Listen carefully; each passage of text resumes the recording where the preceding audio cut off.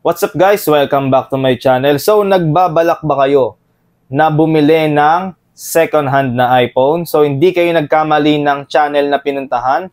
Ito ang aking Ultimate iPhone Buying Guide Tips 2024. I suggest na panoorin nyo maigi dahil may mga explanation ako every tip. So hindi ko na patatagalin pa. Let's go!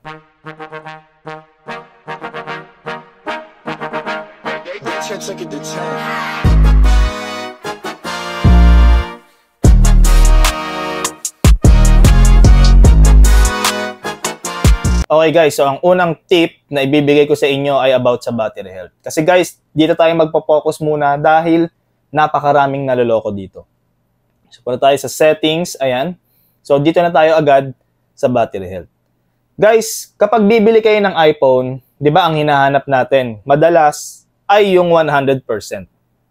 Ito payo ko sa inyo guys ha. Karamihan sa 100% na battery ay boosted na lamang. So paano ko nasabing boosted? So itong gamit ko na iPhone ay iPhone 12 Pro Max. So 2 taon na sa akin to. And brand new siya nabili. So sa 2 taong usage ko guys, 85% pa yung battery ko. Kung tutuusin, mababa na siya. Pero guys, lumalaban pa yan. Talagang matagal pa siya malobat. Kasi guys, ito ay software calculated lamang. So ito yung titignan nyo guys.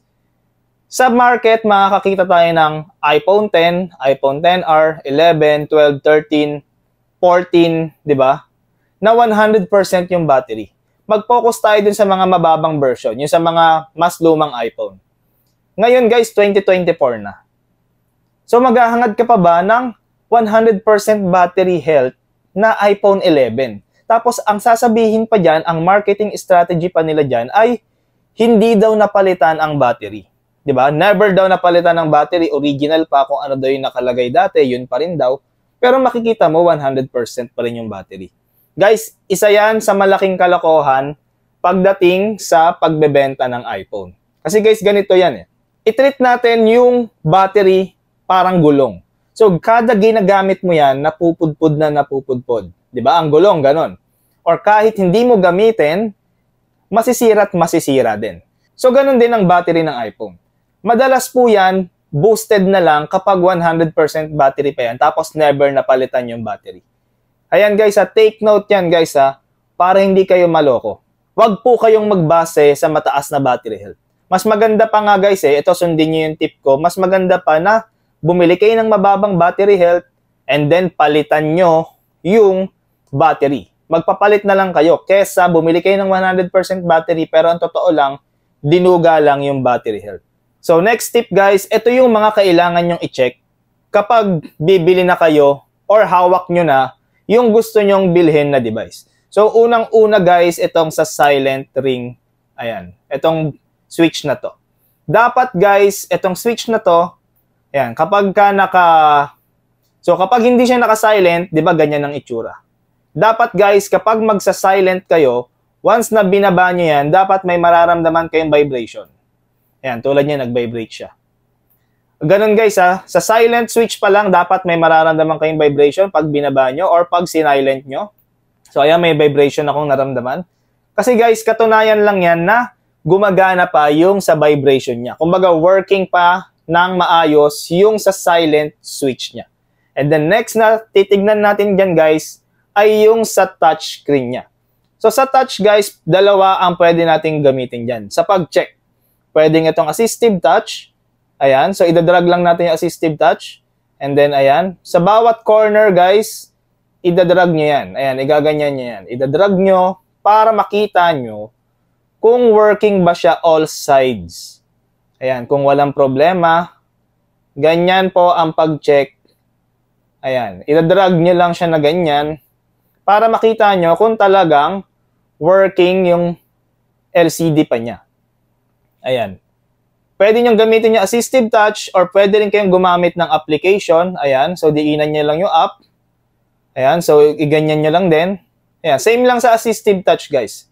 Pinakitaan ko lang kayo ng option. And then next na pag-uusapan natin guys ay yung sa display mismo.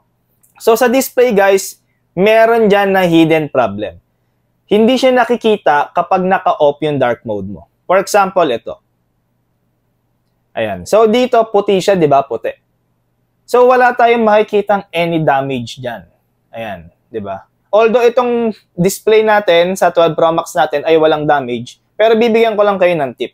May mga display na merong problema or lalabas yung problema kapag naka-dark mode na. So, ganito ang gagawin nyo, guys. I-check nyo maigi, mag-dark mode kayo, and then itaas nyo yung brightness.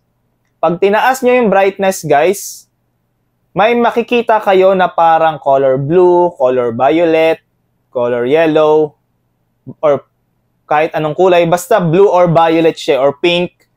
Makikita nyo siya sa display. Pag may nakita kayong ganun sa display, guys, na ibang kulay, na hindi na aalis, kumbaga, kunwari, ito, kahit scroll mo yan, kunwari, andito yung kulay blue, kahit scroll mo, hindi siya maaalis, ibig sabihin nun, guys, may damage yung display. Kumbaga, may hidden damage siya. Lumalabas lang siya or lumilitaw lang siya sa dark mode. Pero kapag naka-off na yung dark mode, ay hindi na siya lilitaw. Meron pong ganong issue sa display, kaya minsan, tignan nyo rin po yan. Mas importante pong tignan nyo yung sa display kasi guys, medyo mahal magpagawa ng display or LCD, mas mahal po magpapalit niyan kaysa sa battery. Kaya magandang mag-focus kayo sa display. So, usapang display guys, sa panahon ngayon, mahirap pong malaman kung talagang original pa yung nakalagay na display sa iPhone mo. Kasi guys, yung True Tone, hindi po yan pwedeng basihan. For example, ito. Kapag po napalitan na ang LCD, pwede pa rin pong maibalik ang True Tone. Kaya hindi po pwedeng basihan kung original pa ba yung display o hindi na. Although meron pong sa general, ayan, and then dito sa about, meron po ditong lumalabas na important display message kapag napalitan na yung LCD. Pero guys, take note na ngayon po ay naduduga na po yun. Nawawala na po yung display or yung important message na yun. Kaya na pong tanggalin kahit napalitan pa yung LCD display. Kasi guys, sa sobrang high-tech na rin po ng mga technology po talaga ngayon, talagang naduduga na. Pero if ever guys na may makita kayong error message dito, ibig sabihin nun talaga napalitan na yung display. Kaya maganda talaga yan guys na usisain nyo maigi yung device na bibilhin nyo. Kasi nga guys, di ba, nakipag-meet up na kayo. Kung nakipag-meet up ka na, huwag kang magmadali. Kasi nga, nag-meet up na nga kayo di ba? Kaya nga kayo nag-meet up para ma-check mo yung device. So, take your time to check the device para wala kayong pagsisihan sa bandang huli. And the next na pag-uusapan natin guys ay yung sa camera. So punta tayo dito sa camera. Ayan. So makikita nyo dito guys, itong front cam natin. Ayan. So sa front cam guys, especially sa iPhone 11 series hanggang sa latest version ngayon ng iPhone, dalawa po ang camera mode sa front cam. So pwedeng ganyan and then pwedeng mas malayo. Ayan, nakita nyo, di ba? Pwedeng mas malapit, pwedeng mas malayo. So guys, ite-testing nyo yan ha. Kasi minsan, sira na yung isang camera. Na which is yung pang malayo. Ayan, para lang makita nyo na working talaga yung front camera niya. So ganun din guys kapag rear camera. So pag rear camera naman ang gamit guys, so check nyo yung 0.5, check nyo yung 2.5, ayan, yung sa zoom. Ayan, so check nyo maigi. Ayan. Ma-check nyo naman yan eh. Dapat guys, lahat ng camera function, lahat ng camera mode guys, ay gumagana. So sa video, slow-mo, time-lapse, lahat yan guys, i-check nyo.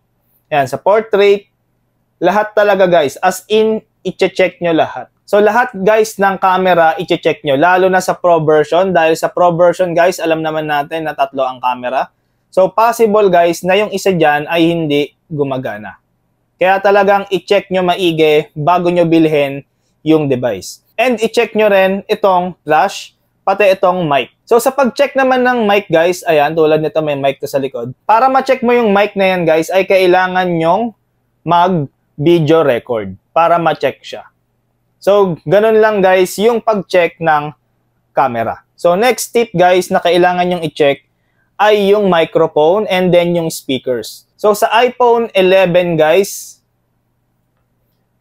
so sa mga bagong iPhone ngayon guys, ganito na ha. Ito guys ay microphone. Ayan, para lang sa mga hindi nakakaalam ha. And then ito guys ay speaker. Ito, speaker din to. So, bali, meron dyan tinatawag na stereo speaker. Ito yung stereo speaker, guys. So, kailangan nyo ring i-check yan. I-check nyo yung microphone, i-check nyo yung speaker. So, pwede kayong mag-download, pwede kayong mag-data, magpatugtog kayo para ma-check nyo yung speaker. Pwede rin kayong mag-record. Meron naman kasing voice recording sa iPhone. Kaya ma-check nyo talaga yung mic. So, next tip, guys, na pag-uusapan natin ay yung sa Trio Tools. So, ayan guys. So, dito sa Trio Tools, kailangan may laptop tayo dito. So, kung may kipag-meet up kayo, mag-download na kayo ng Trio Tools sa laptop nyo. Pwede rin kapag sa Green Hills kayo bibili or sa shop na merong computer, mag-request kayo ng Trio Tools. So, ganito guys yung makikita sa Trio Tools. Makikita natin yung details ng device natin. So, ayan, makikita natin dito yung battery life. So, kanina, di ba, pinakita ko sa inyo, yung battery life ko is 85% sa device. Pero dito guys, ang nakalagay dito is 86% pa siya.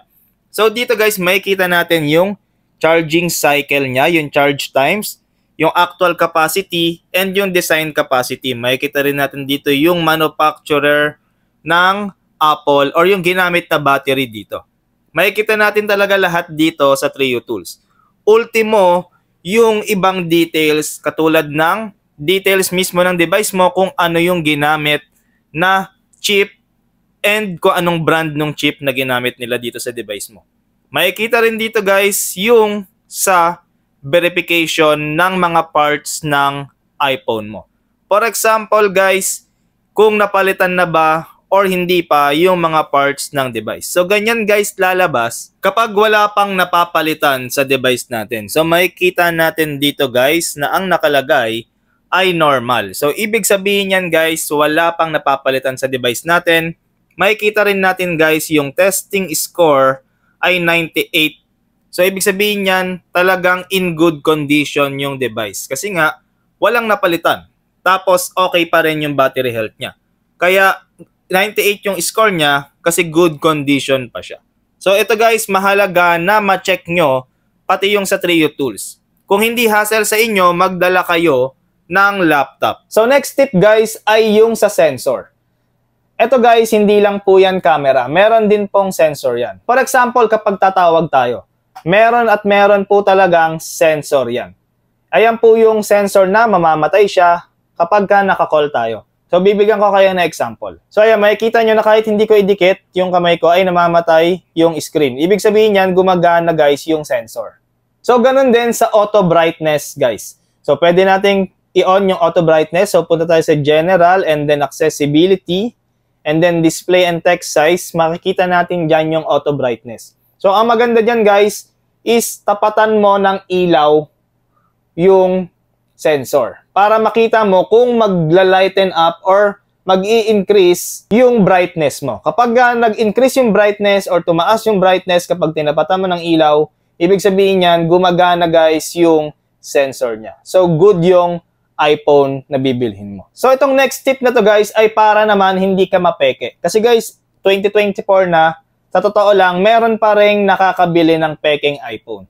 So, ito guys, itong tip na to ay kailangan nyo ng data connection para makapag-download kayo.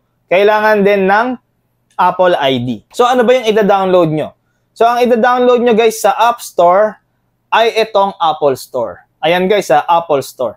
So, pag kinlik nyo tong Apple Store, ayan. So, makikita nyo dito yung device information nyo. Kapag lumabas po dito yung device information, ibig sabihin po ay legit po yung iPhone nyo. So, ganito yan. Sa For You, punta tayo sa For You. So, makikita mo dyan yung device mo. So, ayan. Ang nakalagay dyan, your device, IETB, iPhone 12 Pro Max. Ibig sabihin yan, guys, kapag na-recognize ng Apple Store yung device mo, ibig sabihin yan, original yan. Saka guys, isa rin sa pag-check kung peke yung iPhone ay sa App Store. Once na nagpunta ka sa App Store, dapat App Store yan. Ganyan dapat ang itsura niyan. Kapag ang lumabas dyan ay Apple Store, ibig sabihin yan, fake yung iPhone mo. Or fake yung nabili mo or yung bibilin mong iPhone. So next na pupuntahan natin guys ay sa About. Ito yung titignan natin yung sa carrier lock niya. So, pupunta lang tayo dito sa settings and then about and then dito sa carrier lock. So makikita nyo yung carrier lock niya na no SIM restrictions. So since naka no SIM restrictions siya guys, ibig sabihin po niyan ay naka factory unlock po siya. So ibig sabihin lahat ng SIM card ay gagana. Ayan po ang ibig sabihin ng no SIM restriction. And the next na tip guys ay sa iCloud. So dapat guys walang iCloud account na nakalagay dito. Kapag merong iCloud account na nakalagay dyan, especially kapag sa tao lang kayo bibili, yung walang shop, dapat walang iCloud account yan. Kasi pag may iCloud yan, kapag nag-reset kayo ng iPhone, mahihirapan na kayong mag-activate ulit. Malalock na kayo sa activation lock. And then next na tip guys, ito guys, importante po ito na gawin nyo. Ang gawin nyo ay punta kayo sa General and Transfer or Reset iPhone.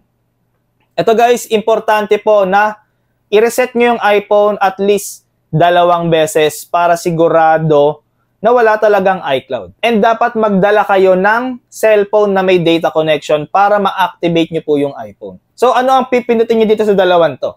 Guys, huwag nyo pipindutin yung reset ha. Wala kayong pipindutin dito sa reset. Wala kayong papakialaman dyan. Ang kailangan nyong gawin guys ay erase all content and settings. So, ito dapat guys ha, erase all content and settings. So, dapat guys kapag ka mag-erase all content and settings kayo, dapat sa Apple ID wala nang nakalagay dyan. Kasi guys, pagka nag-continue tayo and nag-erase tayo or ni-reset na natin yung phone, ang mangyayari niyan guys ay ma-i-stuck na kayo sa activation lock. Kaya guys, importante na dapat ma-reset nyo po ng 2 beses ha. Hindi po reset ha, ulitin ko ha.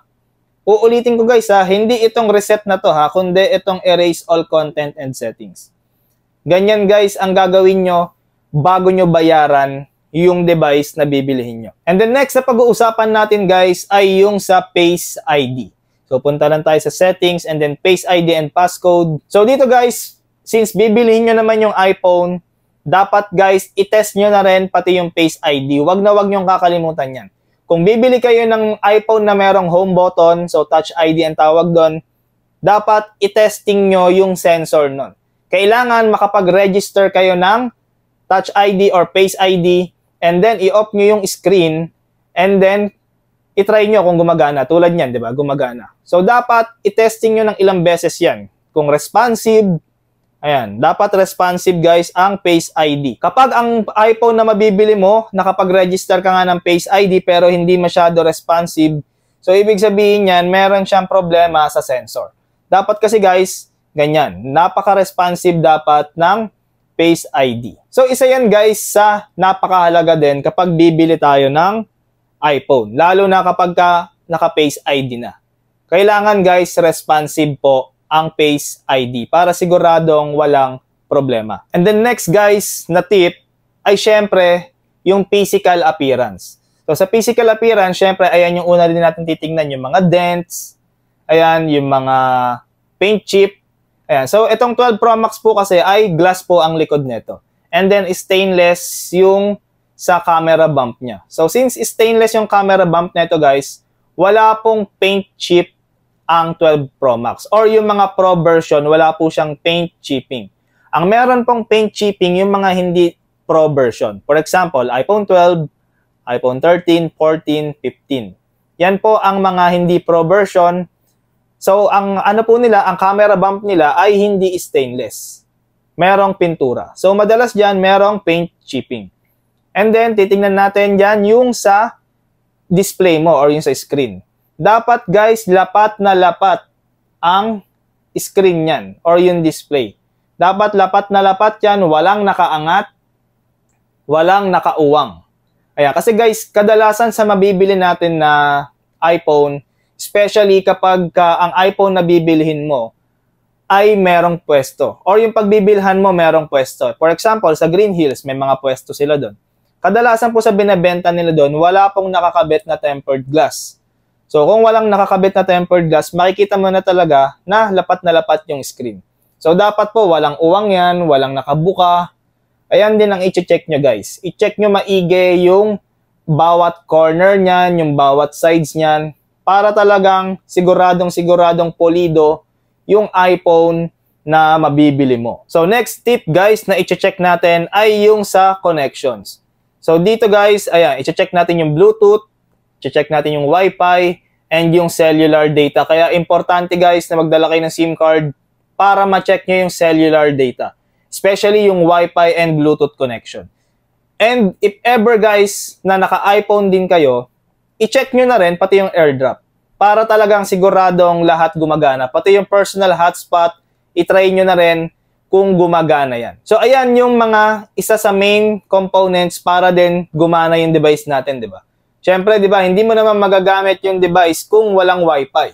Dahil ang mangyayari niyan, offline mo lang magagamit yung device. Kaya ito guys, isa rin to sa mga mahalaga na i-check nyo bago nyo bilhin o bayaran yung iPhone na bibilhin nyo.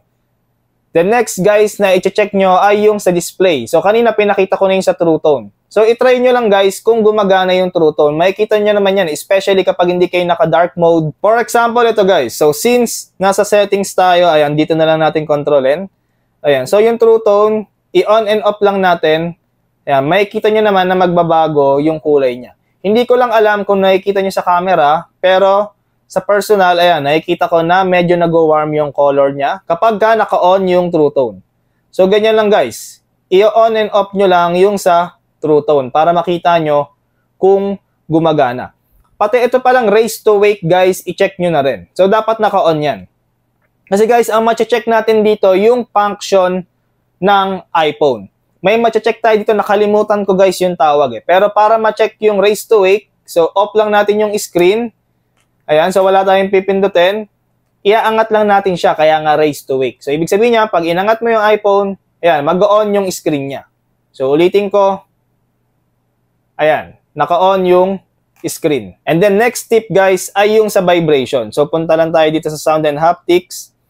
Ayan, so sa system haptics, ayan, pwede tayong mag-test niyan. So, pwede mo yan i-test sa keyboard.